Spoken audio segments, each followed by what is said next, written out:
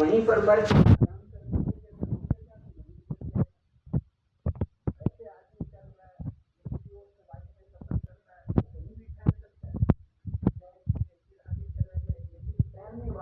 وہ تیرتے تیرتے بیچ میں پانی کے بیچ میں نہیں تیر سکتا.